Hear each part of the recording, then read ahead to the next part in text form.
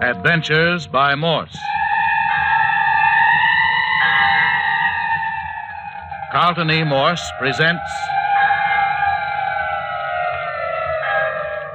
The City of the Dead, featuring Captain Friday. If you like high adventure, come with me. If you like the stealth of intrigue, come with me. If you like blood and thunder, come with me. 9 o'clock on the morning of the third day in the City of the Dead. The most harrowing night in the lives of Phyllis Carroll and Jimmy Parker is past. During this night of terror, the following incidents have taken place. Captain Friday has disappeared. Jimmy Parker is convinced that it was Mayor Friday whom he and the captain saw digging in Ernie Morton's grave just before Captain Friday disappeared. One of the black pearls belonging to the collection of Theodore Beverly, Phyllis's grandfather, was found under her pillow. It was placed in the mayor's care, and within half an hour was taken from him by some mysterious person. Then, in conclusion, the inmates of the mayor's cottage, including Jimmy, Phyllis, old Dr. Tuner, and the mayor, watching the dawn break from one of the windows, saw old Clawfoot captured and carried off by someone unrecognizable in the dim light. But the night is behind them. The warm morning sun has become a tonic to the shattered nerves of the group and has done much to dispel the terror of the night hours. Phyllis alone is still abed with her wounded shoulder. Jimmy. Well, hello there, sleepyhead. Good morning. Jimmy. Lie down, Philly. You hurt your shoulder. Oh, See? I told you. Now you lie still. I forgot. Jimmy, is everything all right? Right as rain. But old Clawfoot was kidnapped. All the better. We don't have to worry about him anymore. I just remember you saying that, and then I guess I went back to sleep. What happened after that? Not a thing. Dr. Tuner and Mayor Friday went out, but they couldn't find a trace of anything. Clawfoot and whoever captured him had vanished. How long have I been asleep, Jimmy? 4 hours. It's just past 9 now. I feel an awful lot better now. Hungry?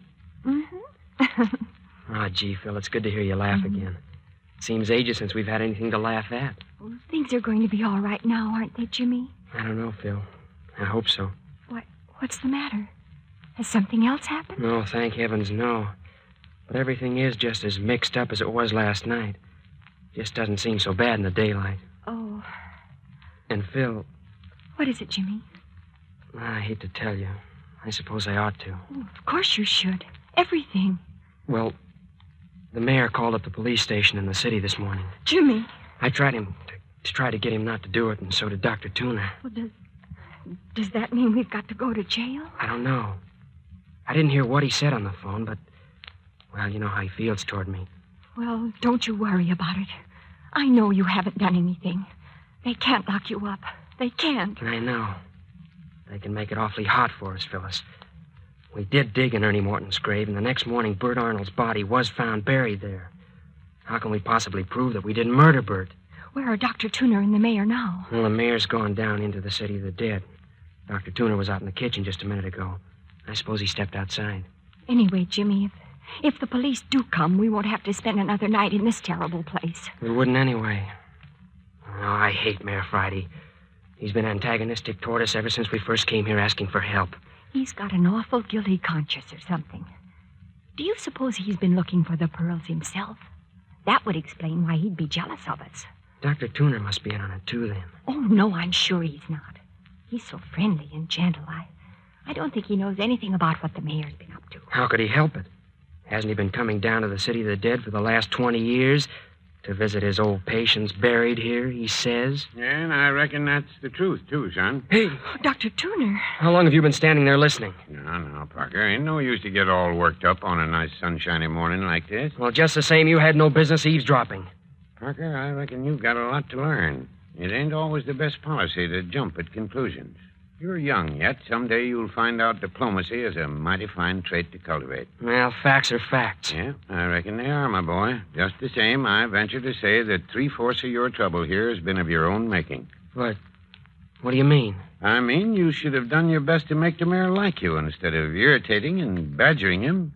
You ain't had any considerations from his feelings right along. So why should he bother to think anything but the worst about you? But I've never accused Mayor Friday of anything that wasn't perfectly apparent on the surface. No, of course you haven't. Neither has he suspected you of anything that didn't look almighty queer. Yeah, but I told the truth. Yeah, I reckon you did. That ain't the point. You've made the mayor dislike you all along. Now, when there comes a time when you want him to trust and believe in you, he naturally turns against you. What time will the police be here? Oh, I don't reckon there'll be anyone down before afternoon. Is he going to turn Phyllis and me over to him? Yeah, the mayor don't do much talking, not even to me. But you don't think we've done anything wrong, do you, Dr. Tuner? Well, I calculate I'd rather not say what I believe, Miss Carroll. But say now, I've been standing here lecturing you two when I come in to see about breakfast. Hot cake batter's all mixed up and the skillet's piping hot. Hot cakes. Are they the sour milk kind? I reckon sour milk hotcakes are the only real hotcake there is. Oh, I adore them. Oh, come on, Jimmy. You are hungry, aren't you? No, I suppose so. Miss Carroll, you're lucky to have a young fellow like Jimmy Parker. He sat by your bed all the time you were asleep. He just wouldn't move from your side. Oh, Jimmy, you shouldn't have done that. Haven't you had any sleep all night? No, forget it, Phil. I feel fine.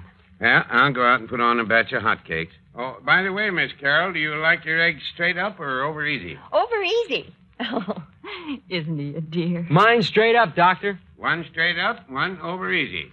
I got some mighty fine home-cured bacon for you, too. Jimmy, it was awfully nice of you to sit beside me while I slept. I think that was why my dreams were so sweet. Oh, Phil, dear, you were so lovely sleeping. All the time I sat here beside you, you were smiling in your sleep. I wondered what you were dreaming about. Don't you wish you knew? Phil, dear, was it... Listen, Jimmy Parker, you go get me a pan of warm water and a comb and a mirror. You're a fine nurse. I'll bet you'd have let me eat breakfast without even powdering my nose. Yeah, I guess I would. But, Phil... Hurry, Jimmy, or Dr. Tuner will be in here with the hotcakes before I'm ready. They're browning nicely. I got a good dew on them this morning. Oh, here comes the mayor, Dr. Tuner. I caught a glimpse of him through the window. Well, I'll put a couple of more eggs in the pan then. Good morning, Mayor Friday. Yeah. Good morning, Miss Carroll. How do you feel? Oh, much better, thank you. Mayor Friday, are you going to turn Jimmy and me over to the police? Oh, now, Miss Carroll. But we only parked Jimmy's car near the City of the Dead. I think if you understood about us... Miss Carroll, I think you and I ought to have a good, long talk together. Why, what about? Shh. Here comes young Parker.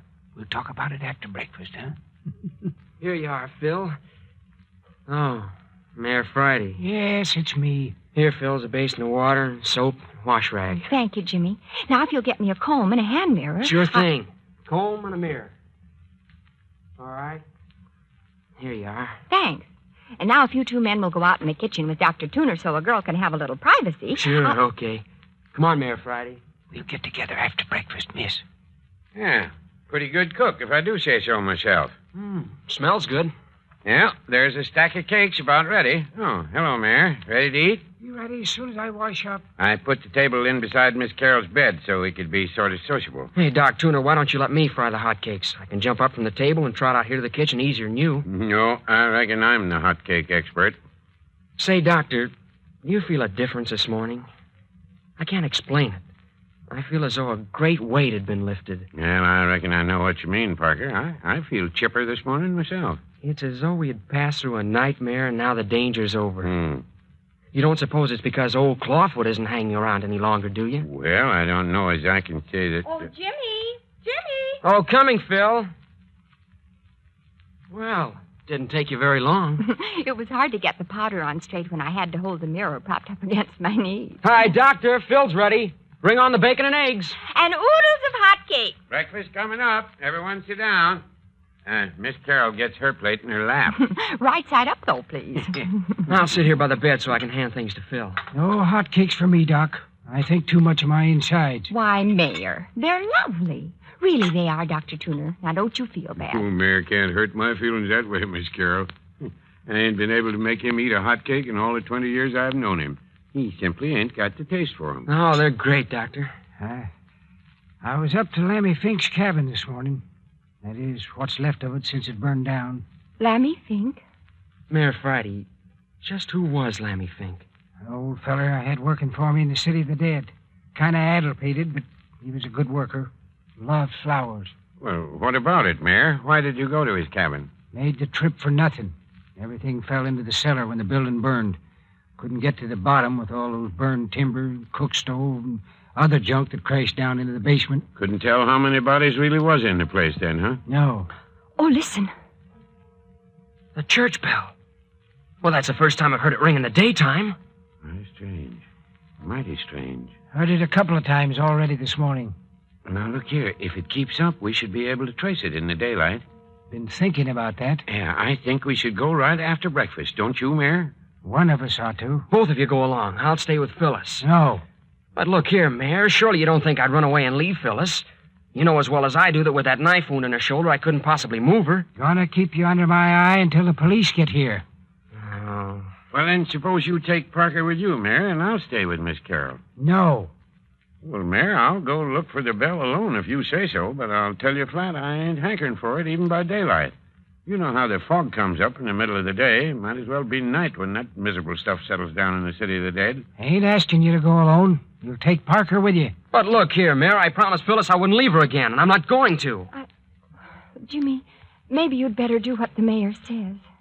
You want me to go and leave you here with this... with Mayor Friday? Oh, no. Well, that is... Oh, please, Mayor Friday. Does Jimmy have to go? Yes. Well, I won't. Now, Parker, what was I telling you this morning? I reckon you better come along with me. Dr. Tuner, you don't want me to leave Phyllis with this man. Why not? I ain't gonna eat her.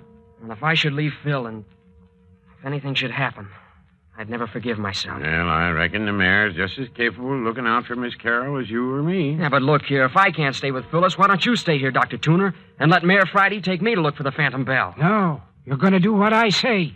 Well, I guess it'll be all right, Jimmy. You go along with Dr. Tuner. Something's wrong. Why do you want to separate Phyllis and me? Oh, now, Parker, nothing's wrong. Look here, young fella. I'm gonna tell you something for your own good. The quicker you learn not to suspect the people around you, the better you'll get on in this world. You're keeping something from us. No matter what you think, Parker, you're going out with Doc Tuner, and that's final.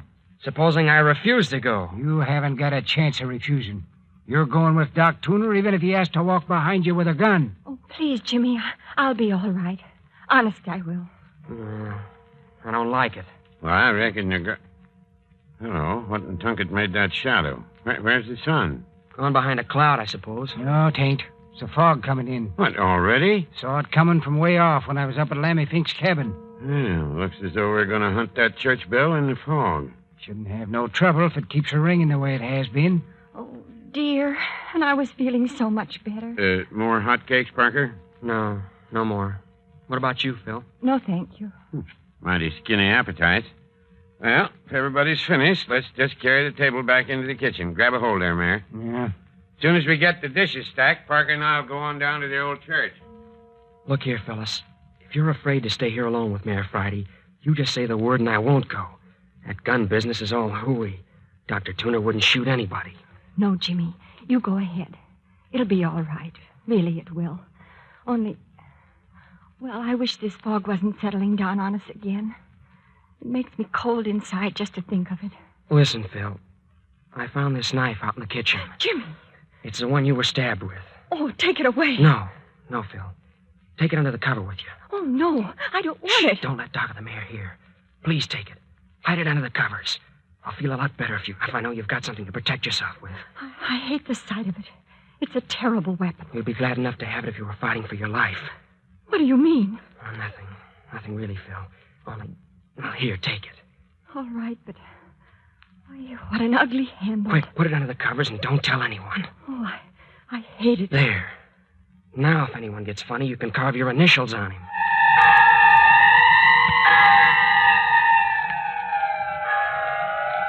Why is old Mayor Friday so intent on having Phyllis to himself? What is it that Jimmy fears for her? And beyond all else, what will Jimmy and Dr. Tuner find in taking up the trail of the Phantom Church Bell? And the missing Captain Friday? But more of all that in just a moment.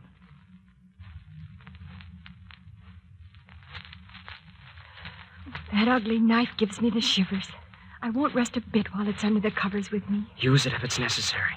Here's something else. What is it? A whistle. Where did you get that? It's a police whistle Captain Friday left here. Take it. Why, what for? To use if you're in danger. Do you think something's going to happen to me? Not if I can help it. But with this knife and the whistle... I don't want to frighten you, Phyllis. Honest, I don't know of a single thing that might happen. But, well, you know what a time we've had so far. Yes, I know. When you take this whistle, if you get suspicious that things aren't going right, or you become frightened, you just blow this police whistle as hard as you can. You'll be surprised how far it'll carry. Do you think you could hear it anywhere in the city of the dead? I think so. Anyway, we won't be out of range of it very long. That does make me feel safer. To know that I can call you. Shh, watch it. Now, Parker, get your hat and let's get started before the fog settles too thick among the tombstones. All right. I'll be right with you. Now then, Miss Carroll, don't you worry. You aren't in any danger, and nothing's going to happen while we're away. You just see if you can't get a lot of sleep today. If everything goes as it should, you'll be up and walking around another day or two. You're sure I'll be all right, Dr. Tuner? Of course you will. Well, don't be gone too long, will you? Oh, I don't reckon we'll be out any longer than we can help.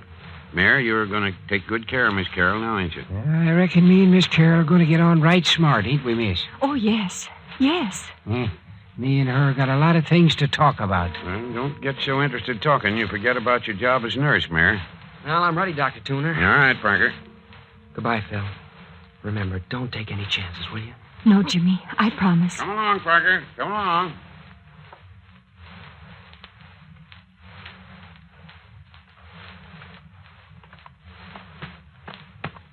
Look there, Dr. Tuner. There's Ernie Morton's grave just ahead. Let's look at it a minute. It's getting pretty foggy, Parker. We ought to keep moving. It won't take but a minute. Look here, Doctor. See, this is where Captain Friday and I were lying just before he sneaked over to the grave. You can still see the impression of my body in the grass. Looks so, all right, son. Of course it's so. If that bell keeps ringing like this, we shouldn't have any trouble following it. Look here at the grave, Doc. Oh, come along, boy. Come along. But I want to prove to you that the grave was opened last night. Yeah, how will you do that, Parker? Here. Look at this piece of sod turned upside down. Yeah, what's that prove? Look. The grass is still fresh and green when I turn it over. If that sod had been lying bottom side up since Captain Friday opened the grave 3 nights ago, the grass would have wilted, wouldn't it? I reckon you're right, son. Of course the grave was opened last night. You know what I think? Well, come along. You can talk as we're moving along. I think that it was Mayor Friday himself digging in that grave. Well, that ain't nothing new. You've been intimating that that's what you thought right along. Well, I never came right out and said it before. Yeah, there's the old church looming up down there through the fog. We must be getting near the bell. Doesn't sound much closer, though. What sort of woods are those behind the church? Oh, hardwood, mostly. Oak and beech, I reckon. Shall we go on down to the church and make that our starting point? All right, Hey, what do you keep cocking your ears back toward the house for, Parker? You can't hear anything down here. don't know. Thought I might. That's a queer thing to say. What do you expect to hear this far off? Oh, never mind. Well, where are we going to look for this bell? Well, I reckon the best thing we can do is sneak down there alongside of the church and just sit and wait till we hear it. That'll give us a clue to work from. Yeah, but we might sit all day. Hey, there you are now. Listen. Gosh, can't tell anything about it, can you? Don't seem to come from any direction at all. That's a fact. Listen. Seems to be coming from the church, don't you think? Well, it ain't possible. The mayor and I gave the place a good going over, and so did Captain Friday, and the bell ain't in the ruins. Listen. Stopped again. Look, Parker, I've sort of had an idea that bell might be out there in the woods in back of the church. What do you think? Well, maybe. Sounded in the church to me. Well, now, just supposing it was hanging out on a limb of a tree in the woods and was swinging free. The wind could blow it or rock the tree, and it'd ring soft-like off and on, just like it has been. But what would a bell be doing up in a tree? There ain't any explaining a good many things down here in the city of the dead these days. Well, why these long waits between the ringing? Sometimes it's been hours. Well, perhaps there hasn't been enough wind to ring it. Well, there's as much breeze now as there was a moment ago when the bell was ringing, and that isn't any. Well, there she goes again. Now, listen careful and try to place the direction the sound's coming from. Just the same as before. I'd say the church. Does sound so. But it can't be, I tell you. Still, if it was out in the open, we ought to be able to walk right straight toward where it's ringing. Well, are we going to stand here all day, or are we going to scout around and see what we can find? Yeah, this damn burn fog would have to come down just now. Danged if I know which way to turn. Look here, Dr. Tuner. Let's go inside the church and listen. Maybe we'll get some clues that way. Might as well, I guess. Ain't no good standing around out here getting fog in your ears and throat and down your neck. You pesky stuff. Up in San Francisco, I rather like the fog. This is miserable stuff down here, all right. I've hated it ever since I can remember. Decayed atmosphere, that's what fog is to me. A nice day that's begun to rot. That's a pleasant thought. Can't help it. I always get the grumps and the creeps and the sniffles in the fog. Worst nightmare I ever had was about fog. Well, here we are. We might as well go in.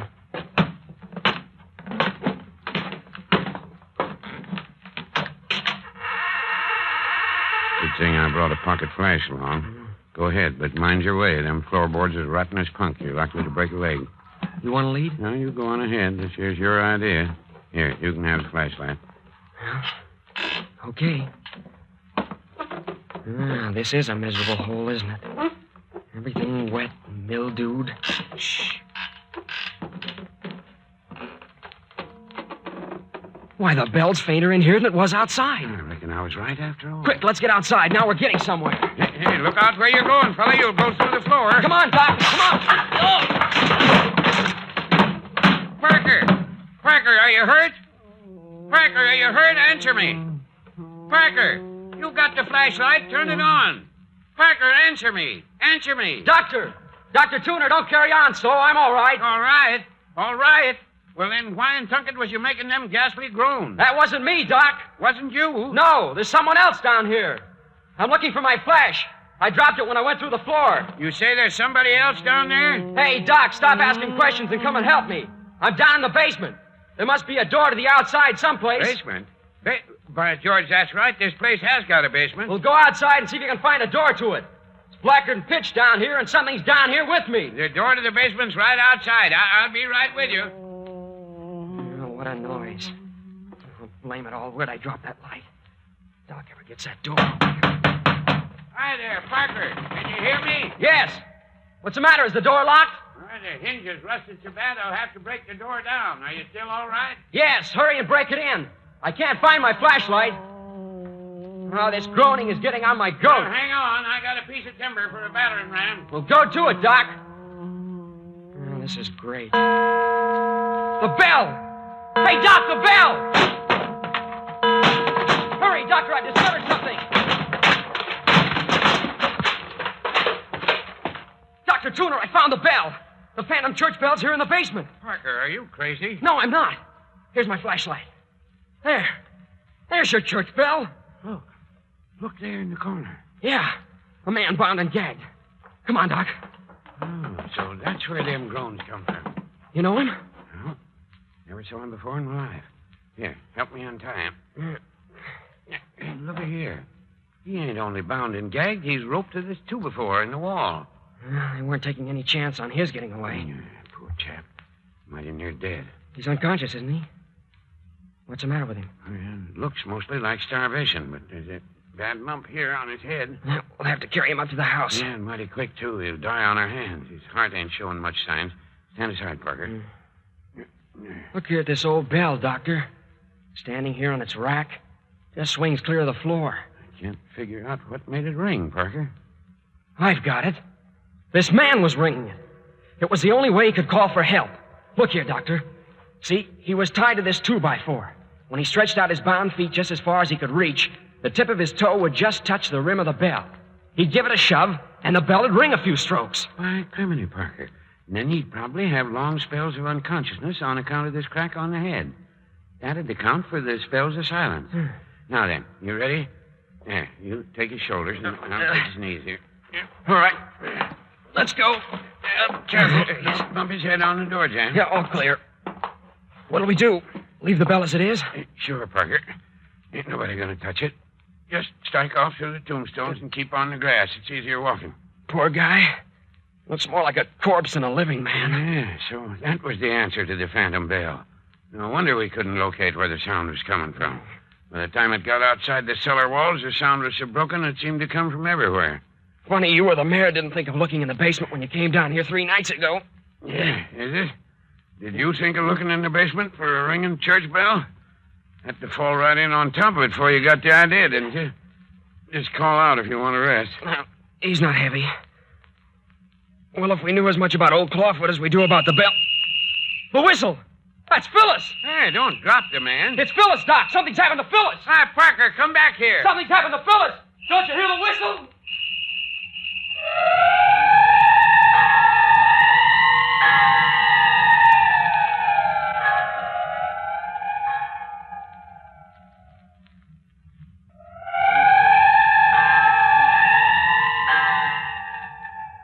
You have just heard the 9th episode of The City of the Dead, written for radio by Carlton E. Morse. Next week brings you Where the Pearls Were Hidden, the 10th and final episode of this adventure thriller. Next week, you will know the identity of old Clawfoot, the name of the man who rang the bell, what really became of Grandfather Theodore Beverly, who the murderers were, who the grave looters were, and what became of the famous collection of black pearls.